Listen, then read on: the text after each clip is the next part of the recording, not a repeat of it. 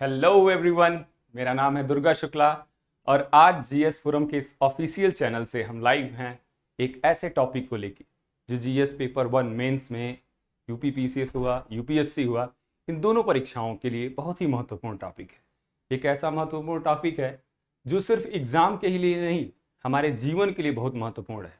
क्योंकि हमारे जीवन में कहा जाता है ना कि इक्वलिटी की बात, तो इक्वलिटी इन एवरीथिंग की बात करें, टोटलिटी ऑफ एवरीथिंग की बात करें, तो कहीं ना कहीं जितना महिला उतना ही पुरुष, ये वाली विचारधारा को लेके आगे बढ़ते हैं। थोड़ा देखते हैं कि किसके बारे में, role of women in Indian society, भारतीय समाज में महिलाओं की क्या भूमिका है, क्या स्थान है, इस सारी चीज़ों को हम इस स्लाइड में, इन सारे स्लाइड्स में कवर करेंगे। तो थोड़ी देर के लिए बने रहिए और आइए देखते हैं कि क्या एक्चुअली ये कहना चाहता है, क्या क्या चीज़ें इसमें कवर करनी है, कैसे इसको पढ़ना है, कैसे इसको टैकल करना है और जो क्वेश्चंस आपसे पूछे जाते हैं उनको कैसे अप्रोच करना है।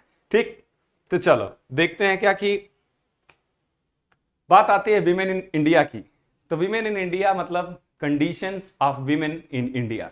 आज जो है, पहले कैसा था, आदिम समाज में जब से सभ्यता का उद्भाव हुआ, हम कह सकते हैं कि उद्गम हुआ, जब से सभ्यता आई है तब से लेके और आज क्या परिवर्तन हुई हैं महिलाओं की स्थिति में, उन सारी चीज़ों को हम यहाँ देखेंगे। क्या कारण रहे हैं, क्या वाकई में जो आज स्थिति थी वो पहले भी थी, इन सारी चीज़ों को देखते हैं कि अगर पूछ दिया जाए, अगर निबंध में ही आपसे पूछे तो भी आप बता सकते हैं, पेपर 1 में पूछे तो आप बता सकते हैं, इंटरव्यू में पूछे तो आप बता सकते हैं। ये टॉपिक मैं इसलिए पढ़ा रहा हूँ क्योंकि मैं मास्टर्स हूँ सोशल वर्क में, सोशियोलॉजी में, ये मेरा ऑप्शनल सब्जेक्ट भी रहा है। तो चलो देखते हैं कि उन सारी चीज़ों से काट छांट के थोड़े छोटे में कि कैसे इसको कितना जल्दी, कितना अप्रोचेबल और कितना वैल्यूएबल कंटेंट हम आपको प्रस्तुत कर पाते हैं। तो चलो देखते हैं इसके बारे में।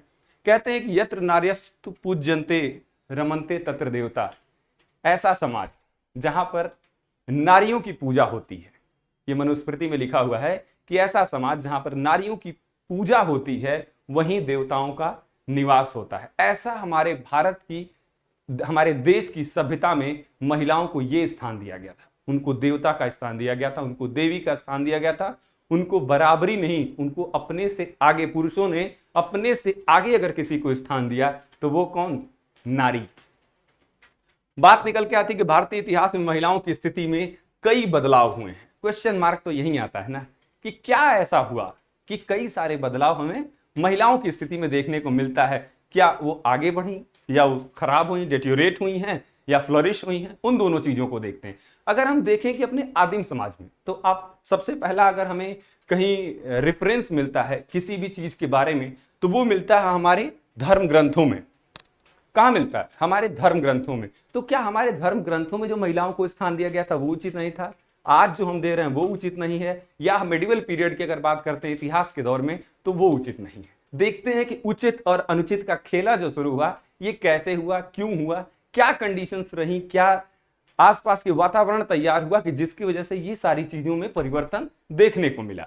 कहता है कि किसी सभ्यता का मूल्य जो होता है ना, वैल्यू, समाज में महिलाओं को दिए गए स्थान से आंका जाता है कि क्या स्थान महिला का उस समाज में है। और स्थान का मतलब ये नहीं होता है कि 4 कमरे का घर है तो 2 कमरे दे दो महिला को, इसको इक्वलिटी कभी नहीं कहा जाता है। ये चीज अपने दिमाग से निकाल के रखिएगा कि इक्वलिटी का मतलब, अगर आप ये इक्वलिटी समझते हैं ना कि आधा आधा कर देना ये इक्वलिटी है, यह उचित नहीं है। ठीक, देखते हैं कह रहा है कि विमेन इन एंशिएंट इंडिया, मतलब प्राचीन समाज में भारत में महिलाओं की क्या स्थिति रही है। आप बताइए हमें क्या रही होगी। अगर हम उदाहरण स्वरूप देखें तो जो सबसे पहला उदाहरण हमें मिलता है वो मिलता है, देखिए एंशिएंट हिंदू स्क्रिप्चर्स की बात कर रहा है कि प्राचीन हिंदू धर्म ग्रंथों के अनुसार क्या महिलाओं की स्थिति रही है। हिंदू धर्म ग्रंथों ने बताया कि महिला की स्थिति ऐसी थी कि मतलब सर्वोपरि बना के रखा है। अगर हम भगवान की ही बात ले लेते हैं, सारे भगवान को देखिए कि जो भी गॉड मेंशन्ड हैं एंशिएंट स्क्रिप्चर्स में, धर्म ग्रंथों में, उनमें क्या स्थिति रही है। अगर बात करते हैं, ऐसे ले लेते हैं किसकी, शंकर जी की, तो हिमालय की पुत्री एक राजा की बेटी से शादी हुई किसकी, उस ऐते देवता की जिनके पास अपना कोई घर ही नहीं था, जिनके आस पड़ोस में या तो नंदी रहते थे, नहीं तो सांप रहते थे, नहीं तो भूत प्रेत रहते थे। ऐसे आदमी से शादी हुई एक राजा की पुत्री की। वो चाहती तो वो भी कह देती कि नहीं भैया हमको इतना चाहिए और इस तरीके से हमें रहना है, ऐसे तुम्हारा साथ संगत रहा तो अब तो हम नहीं रह पाएंगे। लेकिन उन्होंने किया नहीं। ये थी महिलाओं की स्थिति, कि महिलाओं की स्थिति अच्छे समय में ही अच्छी नहीं है, बुरे समय में भी महिलाओं ने उतना ही स्थान दिया, अपने आप को उसी स्थान पर रखा, छोड़ के कभी अलग नहीं हुई। आज की कंडीशंस देखिए तो यही हो रहा है कि पुरुषों के साथ या महिलाओं के साथ, दोनों में हम देखते हैं कहीं ना कहीं टेम्परामेंट का डिफरेंस मिलता है। और क्या सुख के ही साथी होते हैं ये? नहीं, महिलाएं जितनी सुख में साथी होती थी उतनी ही दुख में भी साथी होती थी। ये बताता है कौन? हमारे धर्म ग्रंथ बताता है कि शंकर जी जैसे देवता से जिसके आसपास ये स्थिति, एक राजा की बेटी ने शादी किया, उन्हीं के साथ पूरा जीवन जो जहां वो थे जैसे थे वैसे ही उन्होंने एक्सेप्ट करके उस चीज को अपनाया। विष्णु जी की भी बात वही देखते हैं कि सांप पर लेटे हुए फिर भी नहीं, हम तो रहेंगे तो यही रहेंगे, ऐसा थोड़ा कि ऐसा तुम्हें कंडीशन मिला तो हम चले जाएंगे, नहीं, उनको भी उतना ही स्थान मिला। आप राम जी की बात देख लीजिए, तो भाई एक राजा जनक की पुत्री, एक भगवान राम को जब वरदान ये दिया गया कि 14 वर्ष का वनवास दे दिया गया, तो उन्होंने ये तो नहीं कहा कि नहीं हम तो 14 वर्ष हम यही रहेंगे, तुम जाओ अपना 14 हो के आओ तब फिर देखेंगे। और ये तो भगवान की बात, हम राक्षसों की भी बात करें तो रावण की पत्नी मंदोदरी ये जानते हुए भी कि वह राक्षस है, इस प्रवृत्ति का होने के बावजूद उसने उसका साथ नहीं छोड़ा। ये थी महिलाओं की स्थिति। चाहे भगवान बने रहो, चाहे पुरुष भगवान के रूप में रहा, चाहे पुरुष राक्षस के रूप में रहा, दोनों रूपों में हम अगर उनकी पत्नियों को देखते हैं, उनके आदिम समाज में उन महिलाओं की स्थिति देखते हैं तो वो दोनों का साथ नहीं छोड़ रही हैं। ये थी महिलाओं की स्थिति। अब यहां देखते हैं कि क्या कह रहा है कि एक धार्मिक अनुष्ठान की बात करते हैं, जो हमारे यहाँ रिचुअल्स हो रहे होते हैं, एक नॉर्मल कथा भी होती है, तब भी यही कहा जाता है कि पत्नी को एक अर्धांगिनी का दर्जा दिया जाता है। पत्नी क्या होती है? अर्धांगिनी होती है, हर एक चीज में बराबर की हिस्सेदार, और हिस्सेदार सुख की भी, हिस्सेदार दुख की भी। एक पत्नी ही होती है, एक नारी ही होती है जो अपना घर छोड़ के किसी दूसरे के घर में जाके उसको अपना के अपना बनाती है, उसके रिश्तेदारों को अपना बनाती है, वो होता है पत्नी, वो होता है नारी। पत्नी न कह के कहें, नारी तो ज्यादा उपयुक्त शब्द होगा, कि एक नारी अपना सर्वस्व न्यौछावर कर देती है किसी दूसरे के लिए, और उसकी सारी चीजों का आवरण अपने ऊपर लेके और अंतिम समय तक निर्वहन करती है, वो तो करती है नारी, पुरुष तो कर ही नहीं पाएगा, कहीं है ही नहीं। कभी आज तक के रिकॉर्ड में ना, देवता से लेके और दानव तक और आदिम समाज से लेके आधुनिक समाज तक कभी भी ऐसा उदाहरण नहीं मिला हो कि कोई पुरुष ऐसा काम किया हो जैसा नारियां करती आ रही। तो कहीं ना कहीं नारियों की स्थिति तो पुरुषों से बहुत अच्छी थी, और आज भी है। अगर लोगों को लगता है कि डेटियोरेट हो रही है ना, तो नहीं हो रही है, वो तब भी अच्छी थी, आज भी अच्छी है और आगे भी रहेंगी। अगर बात करते हैं पावर की, कहते हैं ना कि अथॉरिटी और पावर, जब हम एडमिनिस्ट्रेशन के बारे में बात कर रहे हैं, हम सिविल सर्विसेज का एग्जाम कर देना चाह रहे हैं और सिविल सर्वेंट बनना चाह रहे हैं, तो हमें कहीं ना कहीं अथॉरिटी मिलेगी, हमें कहीं ना कहीं पावर मिलेगा, हमें कहीं ना कहीं ड्यूटी मिलेगी। तो जरा अथॉरिटी और पावर की भी देख लें। हिंदू धर्म ग्रंथों में क्या कहा गया कि अगर ज्ञान का भी है ना, कि आपको ज्ञान चाहिए तो किसके पास जाइए, ज्ञान देगा कौन? सरस्वती, वो भी एक देवी, वह भी एक नारी। आपको धन चाहिए तो देगा कौन? लक्ष्मी, वह भी एक नारी। आपको शक्ति चाहिए तो वो देगा कौन? दुर्गा, वह भी एक नारी। तो हम अगर कहें तो धर्म ग्रंथों के अनुसार तो जो भी अथॉरिटी, पावर, सारी चीजें थी वो किसमें वेस्टेड थी, किसमें निहित थी? वो थी महिलाओं में। और महिलाओं की स्थिति पुरुषों की तुलना में, चाहे देव हो, दानव हो, मनुष्य हो, हर समय उनकी स्थिति पुरुषों से बहुत अच्छी रही है। लेकिन होता क्या है, धीरे धीरे जैसे जैसे समय आगे बढ़ता है, कहीं ना कहीं उसमें बदलाव देखने को मिलता है। ये तो धर्म ग्रंथों की बात कहें। अब बात आगे बढ़ते हैं इतिहास में, थोड़ा ऐतिहासिक दृष्टिकोण से भी देखें किसको क्या था। तो वो क्या था, जब आप ऋग्वेद पढ़िए, ऋग्वेद नहीं हम कह सकते हैं, हाँ चलो वैदिक वेद में ऋग्वेद की बात देखिए, तो 10 अध्याय में है, 10 मंडल है। तो देखते क्या है कि उसमें भी उनको बराबर का ही स्थान दिया गया कि अगर पुरुषों ने कुछ लिखा तो महिलाओं ने भी कुछ लिखा। ऐसा तो है नहीं कि अनइक्वलिटी वाली बात थी। उदाहरण स्वरूप अगर हम देखें तो गार्गी हो गई, फिर उसके बाद देखा जाए तो लोपमुद्रा हो गई, घोषा हो गई, अपाला हो गई। तो वहां से लेके आज की स्थिति में देखिए कि आज भारत की राष्ट्रपति कौन कौन है, वह भी एक महिला है। तो चाहे जब ऋग्वेद का पीरियड था तब महिलाओं की स्थिति, आज आधुनिक पीरियड में देखिए तो हेड ऑफ स्टेट कौन? महिला। ठीक, अब आप देखते हैं कि देखिए आप उसको क्या है, रेफरेंस की तरह यूज कर सकते हैं, डिपेंड करता है कि आपका आंसर कितने नंबर का पूछा गया है। ठीक है, बात है कि इसलिए पत्नियों को अर्धांगिनी कहा जाता था। बिल्कुल, कैसे कहा जाता था वो सारी चीजें जस्टिफाई है कि क्या है कि उन्हें न केवल महत्वपूर्ण बल्कि पुरुषों के बराबर का स्थान दिया जा सकता है। मैं अगर मेरा पर्सनल ओपिनियन लेना चाहते हैं एज ए सोशियोलॉजिस्ट, तो मेरा मानना था कि पुरुषों के बराबर महिलाएं कभी नहीं रही हैं, वो हमेशा पुरुषों से 10 कदम आगे रही हैं। आज सिविल सर्विसेज का एग्जाम देख लीजिए, या ऋग्वेद का समय देख लीजिए, या देवताओं का समय देखिए, ज्ञान हो, लक्ष्मी हो, शक्ति हो, या आज सिविल सर्विसेज में टॉप 10 में रैंक हो, डॉक्टर्स हो, स्पेस टेक्नोलॉजी हो, कहां नहीं है महिलाएं? हर जगह है। जब भी उनको उनका उचित स्थान दिया गया, इम्पार्शियलिटी नहीं की गई। पार्शियलिटी मत करिए, किसी महिला को उचित स्थान मत दीजिए, नहीं, उसका जो है उसको दे दो। जो पुरुषों को दिया जा रहा है वही अगर महिलाओं को दिया गया तो महिलाएं तो बहुत आगे निकलेंगी। डिफरेंस तो हमारे क्रोमोसोम्स में भी, अगर आप डीएनए देखिए तो कहीं ना कहीं 22 पेयर ऑटोसोम्स के बाद 23वां पेयर पुरुषों में ही गड़बड़ा के XY होता है, महिलाओं का तो XXX पहले से लेके 46वें तक सब एक जैसा। ठीक है, तो थोड़ा देखते हैं आगे की क्या कंडीशंस बदल रही हैं, कैसे जब मध्यकाल भारत आता है। आदिम समाज में हमने देखा क्या है, देवताओं और धर्म ग्रंथों में हमने देखा कि महिलाओं का क्या स्थान है। फिर आगे बढ़ते हैं, थोड़ा सा आगे आते हैं तो देखते हैं क्या है कि मध्यकाल में क्या होता है। मध्यकाल में भारत पर अटैक होने शुरू होते हैं, आक्रमणकारी आते हैं, तुर्क आते हैं, मंगोल आते हैं, अरब से आते हैं। ये जो सेंट्रल एशिया और नॉर्थ उधर क्या कहते हैं इंडिया के ऊपर तिब्बत वाले हिस्से से जो आ रहे हैं ना, सारे के सारे मंगोल से लेकर और इधर पीछे अरब तक एक जो आर्क बन रहा है ना, अटैक आर्क इसको कहा जा सकता है। अगर आप कहना चाहते हैं कि it is a attack arc, शुरू कहां से होता है? लाल सागर से लिए और ऐसे आर्क बनाते हुए कजाकिस्तान से होते हुए मंगोलिया तक चला जाता है। ये पूरा पूरा आर्क से आए कौन? भारत में आक्रमणकारी। जब ये आते हैं तो सबसे पहला जो अटैक होता है किस पर होता है? सभ्यता पर। इन्होंने और बड़ी भूमिका नहीं निभाई, भारत का दोहन जो करना था वो तो होता ही रहा, लेकिन जो पतन हुआ, दोहन अलग चीज, पतन अलग चीज। पतन होता है सभ्यता का, पतन होता है समाज का। और समाज का पतन होने का सबसे पहला, अगर किसी भी समाज को पतन के कगार पे ले आना हो ना, तो उसकी सभ्यता नष्ट कर दीजिए।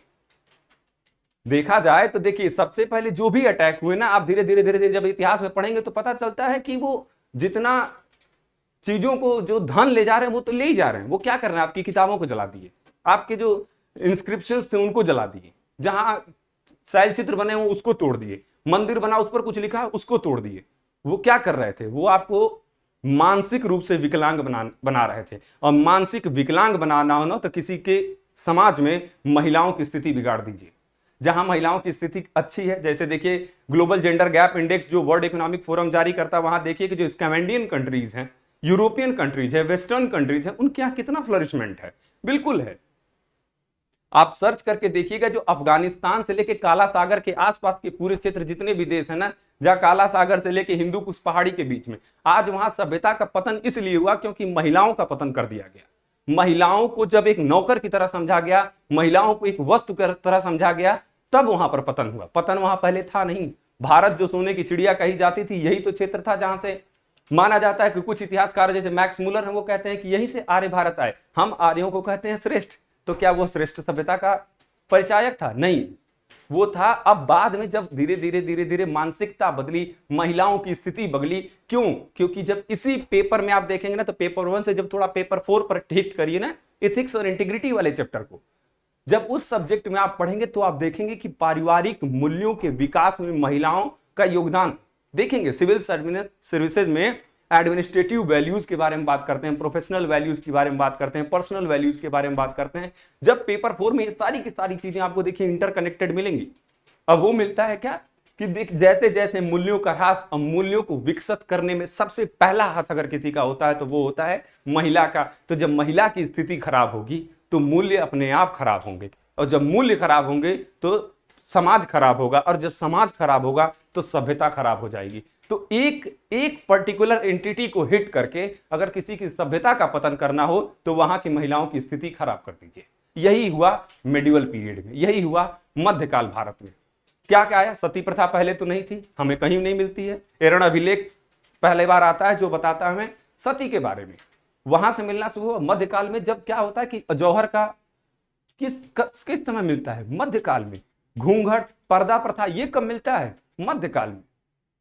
कहीं नहीं था, ये मध्यकाल की देन है। और मध्यकाल में हमें वो होता है ना कि garbage value, sewage treatment plant, अगर आप देखेंगे ना, शहर की स्थिति सुधारनी हो तो क्या कर रहे हैं? एसटीपी प्लांट लगाया जाता है, सीवेज ट्रीटमेंट प्लांट। लेकिन मध्यकाल में क्या हुआ कि सीवेज ट्रीटमेंट का छोड़िए, सीवेज कंपोजिट रूप में प्रदान किया गया। अब वह सीवेज क्या था? महिलाओं की स्थिति खराब की गई, जानबूझकर खराब की गई, ताकि भारत जैसी सभ्यता जहां महिलाएं, जहां पुरुष बराबर थे, इवन कहें तो महिलाओं की स्थिति पुरुषों से बहुत ज्यादा सुदृढ़ थी, उस समाज में पतन कर दिया गया किसका, महिला का। और एकमात्र महिला के पतन के कारण पूरा का पूरा मध्यकाल भारत खराब होता है। जब आते हैं यूरोपीय भारत में, तब जाके महिलाओं की स्थिति में थोड़ा सुधार शुरू होता है। यूरोपियंस का जो इंपैक्ट निगेटिव वो तो है ही। जो पहली बार राजा राम मोहन राय जो आधुनिक समाज में बात करते हैं, ईश्वर चंद्र विद्यासागर बात करते हैं, बाल गंगाधर तिलक आगे चल के बात करते हैं, गांधी जी बात करते हैं। आगे देखते हैं कि क्विट इंडिया मूवमेंट के दौरान जैसे कि हमें मिलता है आदिम समाज में राजा दशरथ के जो दशराजन युद्ध हुआ था, वहां कैकेयी वहां मौजूद थी। एक युद्ध में एक राजा के साथ उसकी पत्नी मौजूद थी। जो वो कहानी मिलती है कि हमें उन्होंने रथ का पहिया निकल रहा था, उंगली डाल के उन्होंने पहिए को रोका, जिसके लिए दशरथ जी ने उन्हें 2 वरदान मांगने के लिए कहा था। आप वो स्थिति देखिए। और आज आप जब क्विट इंडिया मूवमेंट शुरू होता है 1942 में, वहां देखिए उषा मेहता जैसे लोग, सरोजिनी नायडू जैसे लोग, मैडम भीखाजी कामा जैसे लोग कितना बढ़ चढ़ के हिस्सा ले रही थी। और आज भारत की स्थिति देखिए तो आज भारत में जो हेड ऑफ स्टेट कहा जाता है, प्रेसिडेंट कहा जाता है, वह भी एक महिला है। ये होती थी महिलाओं की स्थिति। जो डैमेज हुआ, जो डिटेरियोरेशन हुआ, वो आता है मध्यकाल में। तो मध्यकाल में क्या होता है, सबसे पहला इंपैक्ट पड़ता है किसका, आक्रमणकारियों का। और आक्रमणकारियों को यह बात पता थी कि महिलाओं का पतन कर दीजिए, घर, समाज, सभ्यता, हर चीज का पतन हो जाना है। सिर्फ एक एंटिटी को हिट करके अगर पूरा का पूरा एम्पायर बिगाड़ना हो ना, तो महिलाओं को स्थिति। अब एक आपने ऐड देखा होगा, जो उसका ऐड होता है, क्या कहते हैं, जेम्स का, छोटे जेम्स आते हैं कलरफुल। एक ऐड आप सर्च करके देखिएगा, यहीं वीडियो रोक के आप देखिएगा कि एक जेम्स से एक बहुत अच्छा स्ट्रक्चर बना के तैयार किया जाता है कहीं म्यूजियम में। एक आदमी आता है, उसमें से एक जेम्स निकाल लेता है, सिर्फ एक। अब वो पूरी मूर्ति लड़खड़ा कर गिर जाती है। वही हाल महिलाओं के साथ था। सिर्फ एक की स्थिति खराब की गई, महिलाओं की, और पूरा का पूरा भारत की वो सभ्यता का पतन हो गया पूरी तरह से। आप आगे बढ़ेंगे, जब थोड़ी थोड़ी स्थिति सुधरेगी तो आप देखेंगे कि कैसे इल्तुतमिश के बाद कौन बनता है, रजिया सुल्तान। पूरे क्या मध्यकाल में एकमात्र महिला थी जो राजा बनने के काबिल थी? नहीं, और भी थी, बस उनको बनने नहीं दिया गया। आगे बढ़ते हैं अकबर के पीरियड में, वहां भी देखेंगे ना तो कहीं पेटीकोट रूल का एक आपको जिक्र मिलेगा 5 से 10 साल का। अकबर जैसा महान शासक की मां अगर उसको गाइड कर रही है तो उसको हमने पेटीकोट रूल का नाम दे दिया। नहीं, ये स्थिति नहीं होनी चाहिए थी। बिगड़ी, कैसे बिगड़ी, क्यों बिगड़ी, वो अभी हमने देखा। अब आगे देखते हैं कि आधुनिक समाज में क्या स्थिति थी। आधुनिक समाज जब धीरे धीरे इवन आधुनिक न कह सकते हैं, लेटर जब दिल्ली सल्तनत के बाद बढ़ते हैं किसमें, मुगल काल में। मुगल काल में हमें क्या देखना, आपने जितनी भी पिक्चर देख रखी होंगी, जैसे जोधाबाई पर बनी थी पिक्चर वो ऋतिक रोशन वाली, कौन सा, जोधा अकबर, वहां देखते ना कुछ उस चीज को इमेजिन करके देखिएगा कि क्या वो चीजें हो रही हैं। देखिए, अपने चेहरे पर लंबा घूंघट डालकर खुद को अपने घर की 4 दीवारी के भीतर एक, मतलब वही है कि कन्फाइंड कर दो, डैमेज हो जाएगा। किसी को भी कन्फाइंड कर दो, किसी भी व्यक्ति को एक कमरे में बंद कर दो, वो पुरुष हो, महिला हो, कोई भी हो, लेकिन क्या होगा, पूरी तरह से नष्ट हो जाएगा। और हम अगर कहें तो अतिशयोक्ति नहीं होगी यहां पर कि पुरुषों के और महिलाओं की बात नहीं, हम तो ट्रांसजेंडर्स की भी बात करते हैं। उनकी स्थिति ऐसी थी कि महाभारत के युद्ध में आपको वर्णन मिलेगा कि युद्ध क्षेत्र में शिखंडी अर्जुन के साथ रथ पर सवार था। कौन, एक ट्रांसजेंडर। उसको भी हमने उतना ही सम्मान दिया, उसको भी हमने उतना ही स्थान दिया। अगर कहीं चर्चा मिलती है महिला की युद्ध क्षेत्र में, पूरे महाभारत के समय सारी महिलाएं मौजूद थी। युद्ध क्षेत्र में आदिम समाज में ये स्थिति देखने को मिलती थी कि अगर पति अंधा है, धृतराष्ट्र अंधे थे, तो गांधारी ने कहा कि नहीं, यह हमारा दायित्व है, हम बराबर, इसको कहते हैं बराबरी। अगर पति अंधा है तो पत्नी आजीवन अपने आंख पर पट्टी बांध के रही, देखने तक के लिए उनसे इनकार कर दिया। ये थी ना बराबरी की स्थिति। हमने तो, और आज उनकी आंखें हैं तो बाद में मध्यकाल में आके उनकी आंख पर जबरदस्ती पट्टी बांध दिया गया, और पट्टी ना बांधा गया तो उनका आंख ही फोड़ दिया गया। फिर देखते हैं कि कैसे स्थिति सुधर रही है जब आधुनिक समाज की बात आती है। Women in modern India. अब मॉडर्न इंडिया की बात करें तो सबसे पहला हमें अगर मिलता है जिक्र किसी का, तो राजा राम मोहन राय का मिलता है। इन्होंने महिलाओं की स्थिति के बारे में बात की, महिलाओं की स्थिति उठाने की बात की। ठीक, बेंटिक आते हैं, लॉर्ड विलियम बेंटिक, वो कहीं ना कहीं जो सती प्रथा जैसी कुप्रथाएं समाज में व्याप्त थी उसको बंद करने का काम करता है। 1828 से 1829 की बात है, उस समय आके प्रतिबंध लगाया जाता है उस पर। हम देखते हैं कि कैसे उनकी स्थिति खराब थी, इस पर प्रतिबंध लगाओ, समाज अपने आप, जो हमारी सभ्यता खत्म हो रही थी ना, उस सभ्यता ऑटोमेटिक अब आगे नहीं शुरू हो जाएगी।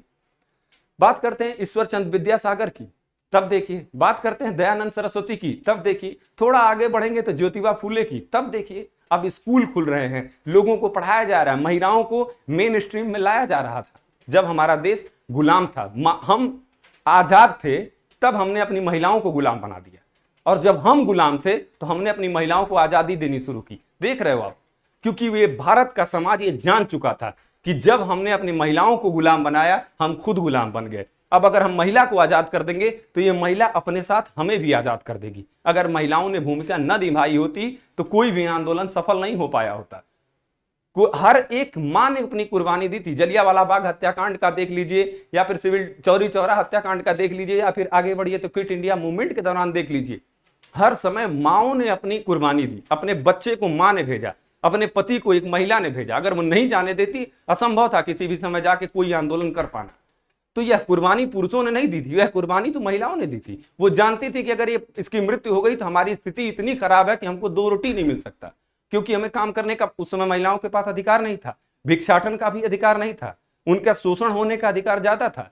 न घर उनको जगह देता, न परिवार उनको जगह देता, न समाज उन्हें जगह देता। लेकिन फिर भी यह जानने के बावजूद महिलाओं ने यह कहा कि नहीं, तुम जाओ, देखो हम देख लेंगे, हम जिएंगे या मरेंगे इससे फर्क नहीं पड़ता, तुम इस देश को आजाद कराओ। तो एक्चुअली में देखा जाए कि देश को आजाद कराने में चाहे मानसिक रूप से, आर्थिक रूप से या सामाजिक रूप से किसने भूमिका निभाई? महिलाओं ने भूमिका निभाई। इसलिए महिलाओं की स्थिति जब डिटेरियोरेट होती है तब हम देखते हैं कि क्यों खराब हो रही, कैसे उनको अधिकार देके उन्हें अपने से। बात यही है कि कोई अगर हम उनको लीड करने देंगे तो हो सकता है that road lead to the heaven, actually haven.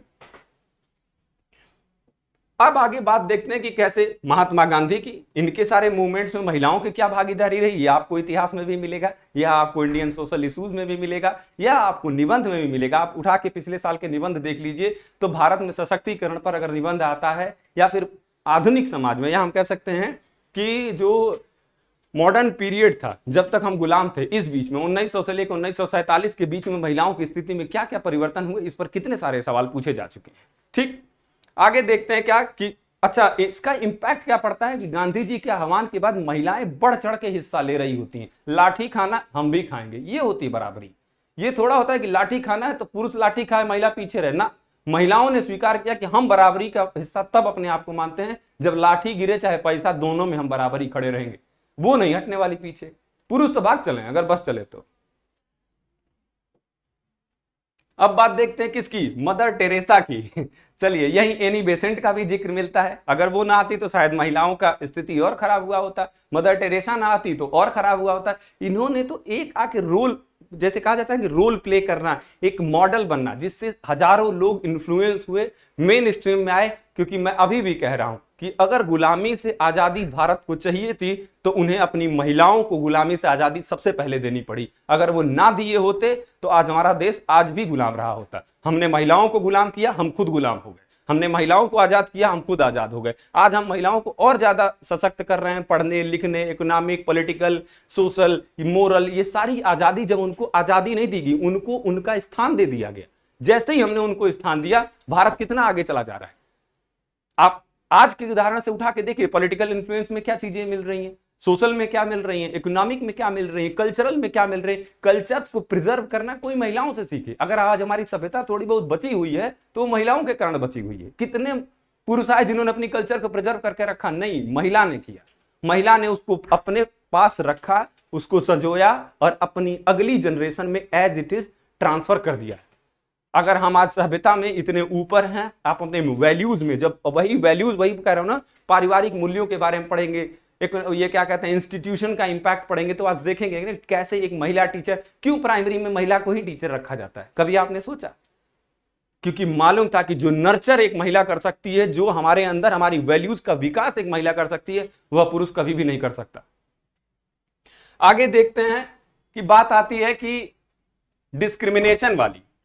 जब बात आती है मॉडर्न की, अब हम जरा हमारा कॉन्स्टिट्यूशन तक आते हैं, 1947 के आसपास की चीजें, कि जब संविधान लिखा जाता है तो कहता है देयर इज इक्वल अपॉर्चुनिटी। चाहे मौलिक अधिकारों की बात की जाए, फंडामेंटल राइट्स की बात की जाए, directive principle of state policy में भी महिलाओं को उचित सम्मान दिया गया, उचित स्थान दिया गया। यह संविधान देखिए कैसे उनको उनकी जगह दे रहा है।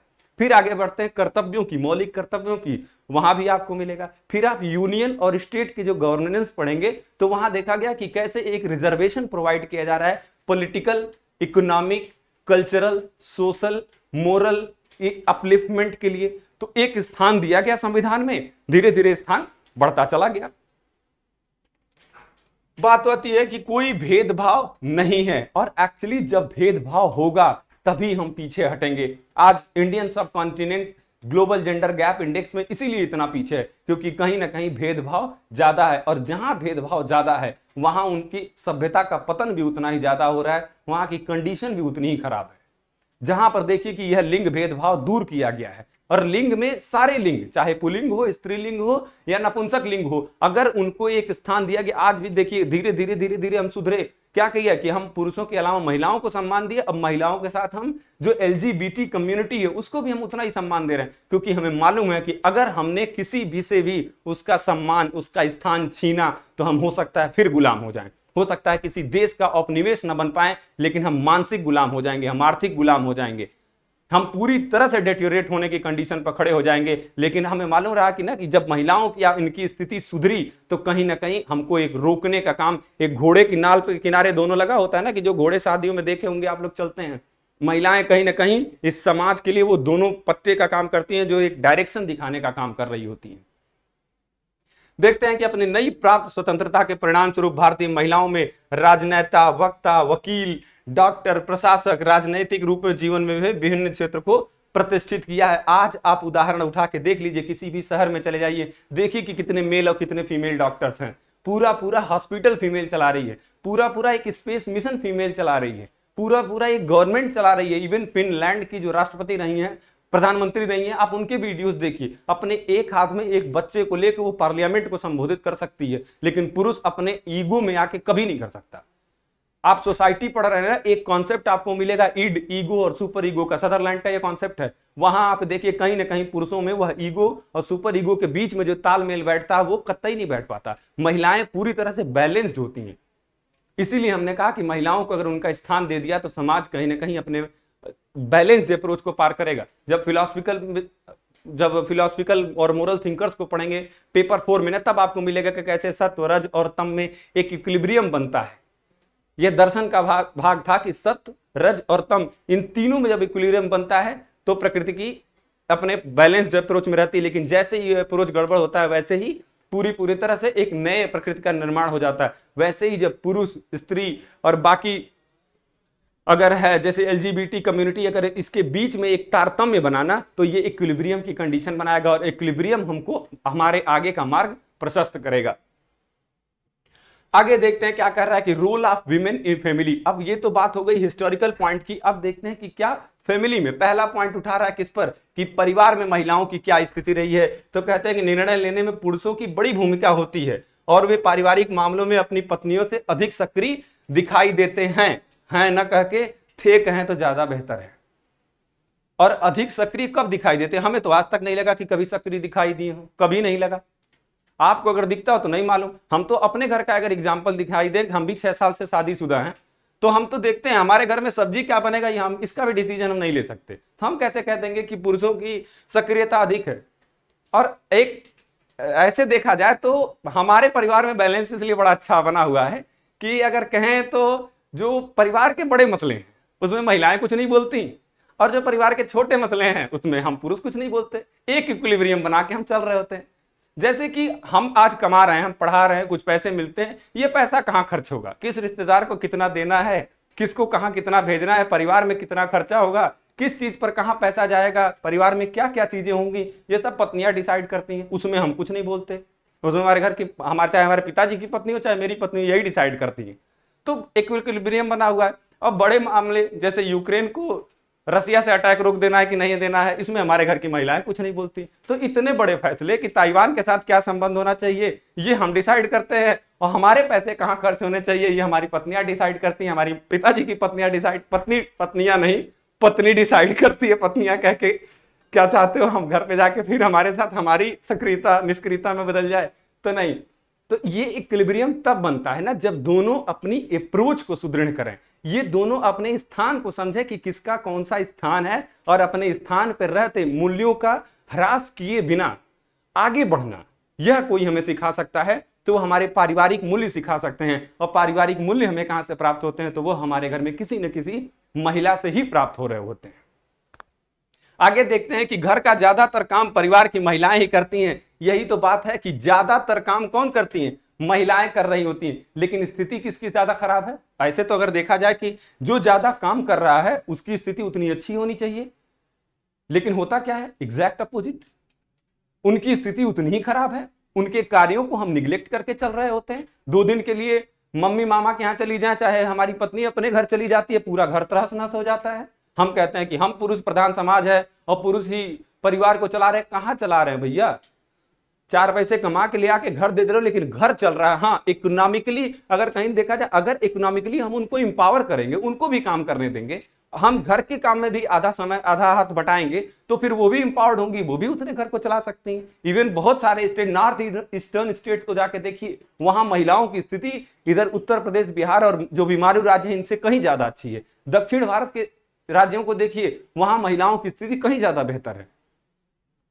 क्यों बेहतर है? क्योंकि उनको क्या दिया गया? शिक्षा। शिक्षा एक ऐसा हथियार है, एक हथियार ना कह सकते हैं इसको मीडियम, हथियार कहना उचित नहीं होगा, शिक्षा को हथियार कभी मत बनाइए।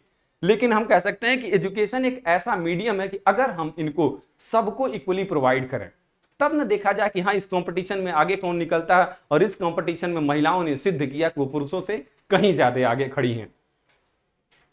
देखते हैं कि हालांकि पैसे व लाभ की शून्य मांग के साथ बहुत ही कड़ी मेहनत करते हैं, फिर भी वे एक परिवार की रीढ़ है। यही तो बात हम तब से कह रहे हैं कि मेरुदंड का काम होता है शरीर को सीधा रखना, शरीर को एक उचित अनुपात में बनाए रखना। अगर इस रीढ़ में कोई गड़बड़ी हुई तो पूरा का पूरा शरीर और पूरा का पूरा समाज, पूरा का पूरा सभ्यता का पतन हो जाएगा। और इस पूरे समाज की रीढ़ जो है वो महिलाएं हैं। हम तो अपेंडिकुलर ऑर्गन्स हैं, सारे पुरुष हो चाहे और भी कोई कम्युनिटी, महिलाओं में भी कुछ अगर कहें तो एक होता है, जब आप साइंस पढ़ेंगे ना तो आपको मिलेगा कि एक्सियल और अपेंडिकुलर का कॉन्सेप्ट, कि बीच का जो एक्सिस है वो है महिला, हम तो अपेंडिकुलर अटैच हैं। हम ये कहें कि हाथ ही हमारा लिख रहा है, हाथ हमारा पैसा कमा रहा है, तो अब पूरा शरीर बाकी कुछ नहीं कर रहा है, पैर चल रहे हैं तो नहीं, हम हाथ पैर चल जरूर रहे हैं, लेकिन अगर मन मस्तिष्क पेट अगर हमारा सही ना हुआ, हमारी शरीर की संरचना सही नहीं हुई, तो पूरे दोनों हाथ रहने के बावजूद भी हम कुछ नहीं कर सकते।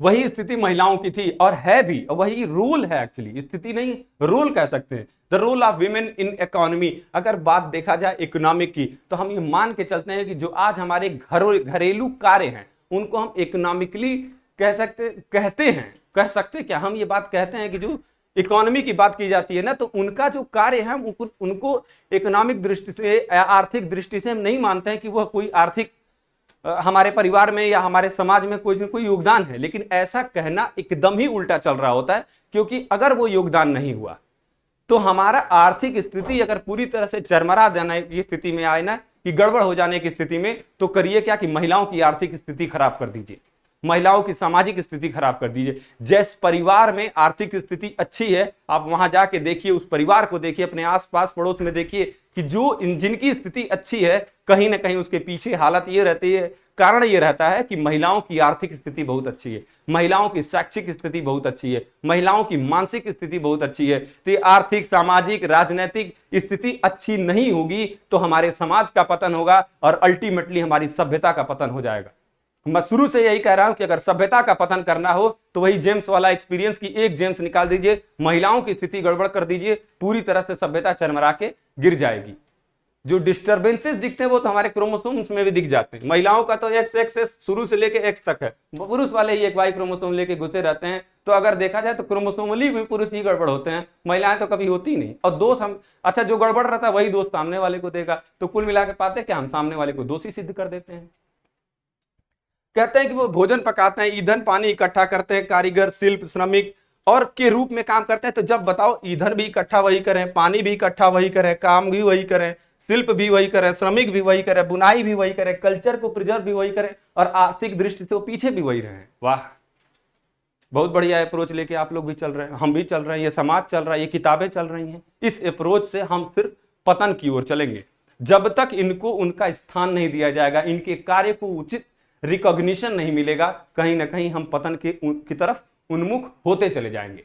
यह आप वही ग्लोबल जेंडर गैप इंडेक्स जो वर्ल्ड इकोनॉमिक फोरम जारी करता है वहां से आप जाके देख सकते हैं कि किस देश की कंडीशन अच्छी है तो क्यों है। आगे बढ़ते हैं, देखते हैं क्या कि भाई मजदूरी करने वाली महिलाओं का पुरुषों की तुलना में कम वेतन मिलता और इसी को दूर किया गया था किससे?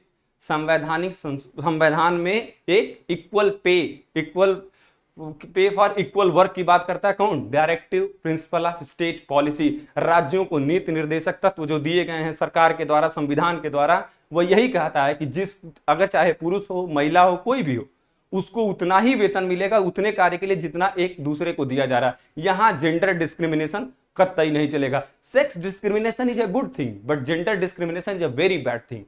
See the difference between sex difference and gender sex क्या कहते हैं डिस्क्रिमिनेशन एंड जेंडर डिस्क्रिमिनेशन। इस दोनों में अंतर समझने की आपको बहुत जरूरत है। आगे देखते हैं कि किसमें globally one of the lowest. ये कुछ डेटा दिया गया, इसको आप देख लीजिएगा क्योंकि एग्जाम आंसर लिखने के लिए डेटा की बहुत ज्यादा जरूरत पड़ती है। कुछ डेटा आप इसके स्क्रीनशॉट लेके लिख सकते हैं। फिर वही बात करते हैं पॉलिटिक्स की, तो चाहे तब रहा हो जब मॉडर्न इंडिया में हम उषा मेहता की कंडीशन देखते हैं या फिर भिखाजी कामा का हाल है या फिर देखते हैं एनी बेसेंट का, मदर टेरेसा का, सरोजिनी नायडू का और वहां से लेके आज भारत की राष्ट्रपति का। देखिए कि कैसा अगर हम पॉलिटिकल राइट्स उनको देते गए तो कैसे महिलाएं अपना मार्ग प्रशस्त करते हुए हमारी सभ्यता को अपने उत्कृष्ट रूप में लेके चल रही हैं। ठीक, आप एग्जाम्पल्स दे सकते हैं, एकदम कंटिन्यू कोट करते रहिए कि हाँ हम पढ़ते हैं मॉडर्न इंडिया में तो मिलता है हमें कौन? Mother Teresa, Annie Besant, Sarojini Naidu, Usha Mehta, ये मिलती हैं। थोड़ा आगे बढ़ते हैं, इंदिरा गांधी भारत के प्रधानमंत्री मिलती हैं। आगे बढ़ते हैं थोड़ा सा तो देखते हैं कि भारत के राष्ट्रपति के बारे में, भारत के पहले स्पीकर मीरा कुमार मैम के बारे में, तो आप देख प्रतिभा पाटिल मैम के बारे में और आज द्रौपदी महामहिम जो राष्ट्रपति हैं द्रौपदी मुर्मू के बारे में। अगर स्टेट में उठा के देखें उत्तर प्रदेश से रिलेटेड तो शुरू से लेकर लास्ट तक महिलाओं की भागीदारी हमें देखने को मिलेगी। किसी भी स्टेट में चले जाइए, देश में चले जाइए, पूरे वर्ल्ड में चले जाइए तो देखिए कि कहां महिलाओं की स्थिति कितनी अच्छी है।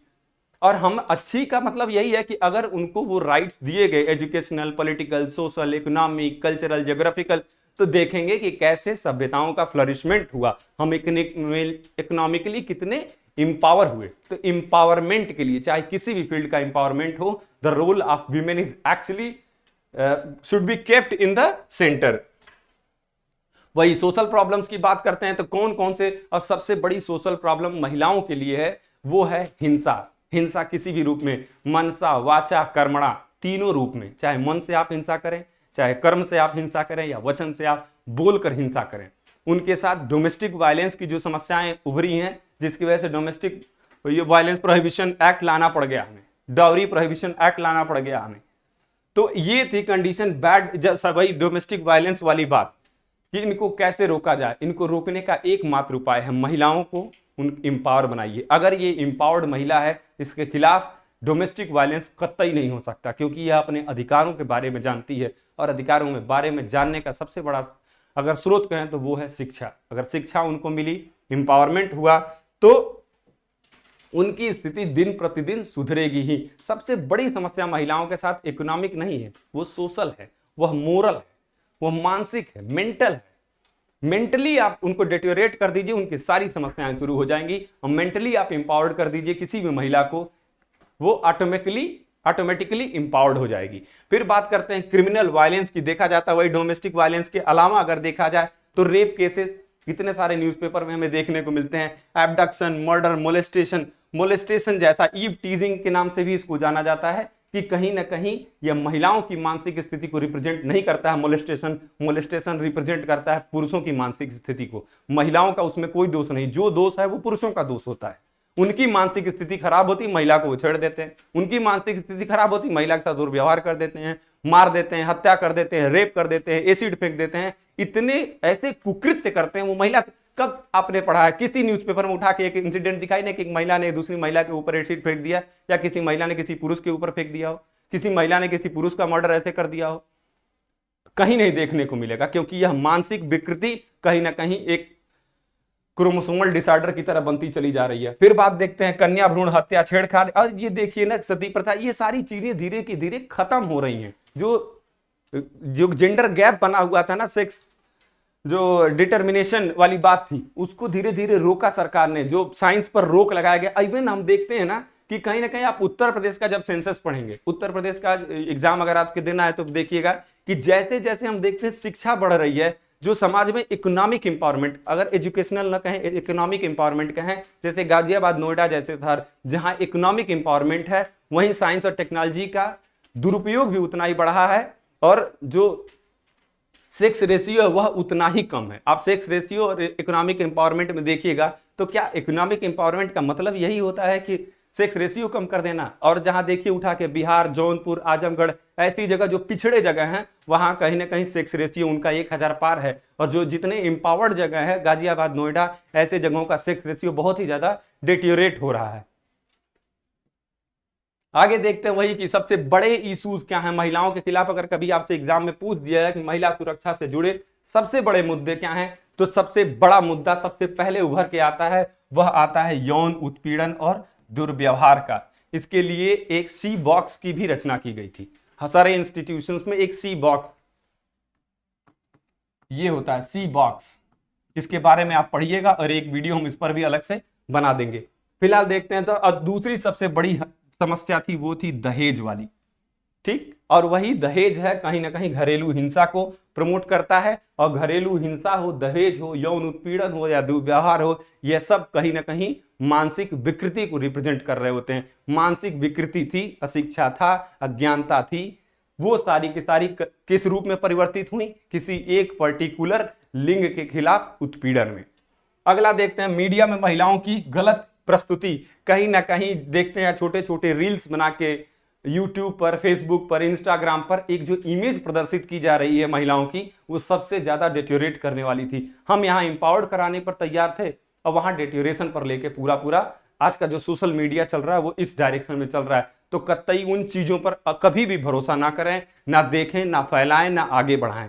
ठीक, आगे देखते हैं कहीं कि सबसे जो एक बहुत बड़ा सामाजिक कलंक बन के तैयार हुआ, वह हुआ वैश्यावृत्ति का, यानी प्रोस्टिट्यूशन। क्या तो क्या प्रोस्टिट्यूशन के लिए महिलाएं जिम्मेदार थीं? आप हमें बताइए, वैश्यावृत्ति के लिए, प्रोस्टिट्यूशन के लिए महिला कैसे जिम्मेदार हो गई? हम कहते हैं कि महिलाओं के इश्यूज हैं, महिलाओं की कंडीशन खराब है, महिला से जुड़े मुद्दे हैं, तो इसमें जुड़े मुद्दे ये पुरुषों से हैं, महिलाओं से तो नहीं है। इस महिला को जबरदस्ती इस प्रोफेशन में ढकेला गया, तभी यह महिला इस कार्य को अपनाई, जो एक सामाजिक रूप से, नैतिक रूप से, मौलिक रूप से हर तरह से कुकृत्य है। और इस कुकृत्य का जिम्मेदार महिला तो कतई नहीं है।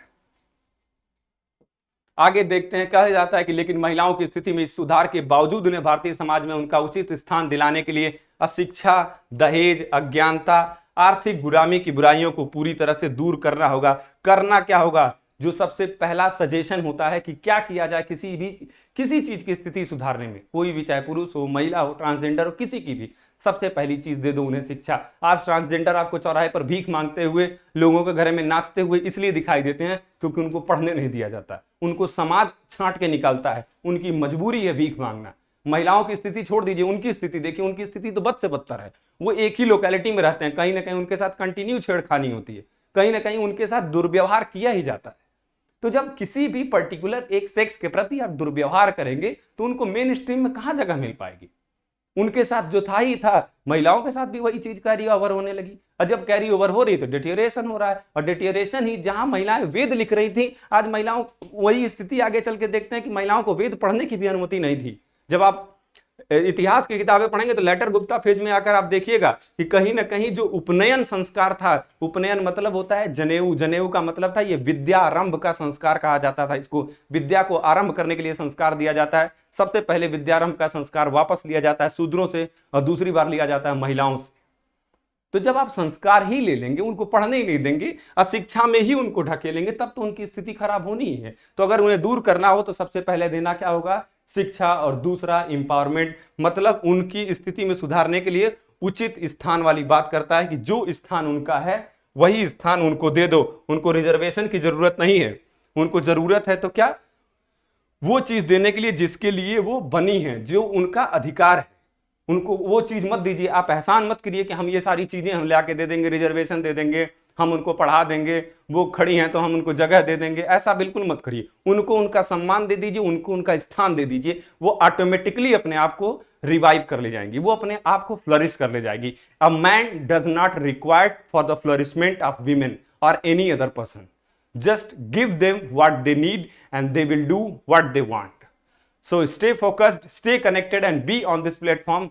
We will continue with the next topic. और अगर आपको देखना ही है तो आप YouTube पर तो देख ही रहे हैं, साथ में जो हमारा प्ले स्टोर पर GS फोरम ऑफिशियल्स के नाम से एक एप्लीकेशन होगा, आप वहां से डाउनलोड कर सकते हैं। वहां से भी बहुत सारी वीडियोस हमने अपनी वहां पे डाल रखी हैं, फ्री एक्सेसिबल हैं। वहां से आप देखिए, चीजों को पढ़िए, देखिए, समझिए और मेंस एग्जाम में लिखिए। और सिर्फ लिखने तक ही इसको सीमित ना रखें, तो बेहतर हमारा यही सलाह है कि आप अपने व्यक्तित्व में इस चीज को ले आइए, अपने जीवन शैली में इस चीज को ले आइए। So stay connected and be positive on this platform. Thank you very much.